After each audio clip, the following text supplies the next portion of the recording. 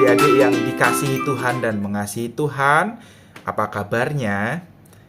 Kakak Krisna berharap adik-adik semuanya boleh berada dalam kabar yang baik. Nah, adik-adik, saat ini Kak Krisna mau berbicara soal harapan. Siapa di antara kita yang punya harapan?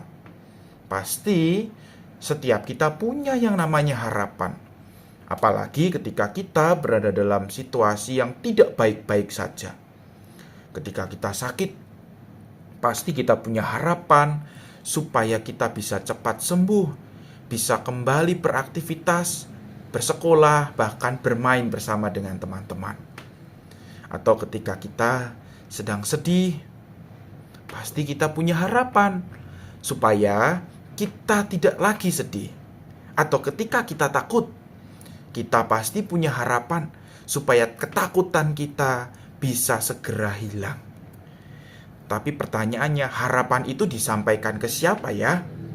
Nah, adik-adik, di Alkitab ada cerita yang sangat luar biasa. Cerita ini terdapat dalam kitab 2 Raja-Raja pasal yang keempat, ayat yang ke-32 sampai yang ke-37. Di mana di situ diceritakan ada seorang ibu yang sangat baik. Tapi pada suatu hari tiba-tiba anak dari ibu itu sakit dan meninggal. Kita bisa bayangkan betapa sedihnya ibu itu. Tetapi ibu itu tidak berputus asa. Dia punya harapan.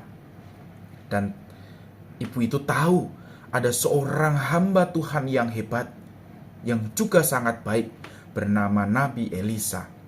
Dan ibu itu langsung mencari Elisa dan menceritakan semuanya itu.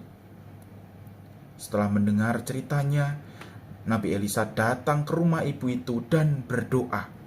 Nabi Elisa berharap kepada Tuhan supaya Tuhan menolong anak dari ibu itu. Dan tahu nggak adik-adik apa yang terjadi? Anak yang tadinya sudah meninggal itu hidup kembali. Semuanya ini terjadi karena pertolongan dari Tuhan. Dan ibu itu pasti senang dan bersyukur sekali. Nah, dari cerita ini adik-adik kita bisa belajar bahwa kita bisa berharap kepada Tuhan. Tuhan bisa melakukan hal-hal yang baik, hal-hal yang luar biasa di dalam kehidupan kita. Kita pun juga bisa berharap kepada Tuhan. Ketika kita sedang sakit, kita bisa berharap kepada Tuhan, berdoa kepada Tuhan. Tuhan pasti akan menolong kita melalui segala hal yang baik, melalui orang tua kita yang merawat kita, melalui obat-obatan yang kita minum, atau melalui dokter yang juga menolong kita. Atau ketika kita sedang sedih dan takut, kita bisa berharap kepada Tuhan, dan Tuhan pasti menolong kita. Mungkin lewat teman-teman kita yang baik, yang menolong kita, atau orang tua kita yang perhatian kepada kita. Semuanya itu adalah kebaikan Tuhan. Maka adik-adik, ketika kita punya harapan, sampaikan harapan itu hanya kepada Tuhan yang baik. Mari adik-adik kita berdoa. Tuhan Yesus, kami bersyukur jikalau Tuhan baik. Tuhan selalu peduli kepada kami. Kami selalu percaya bahwa Tuhan akan menolong kami ketika kami berada dalam kesedihan, ketakutan, dan mungkin ketika kami sedang sakit.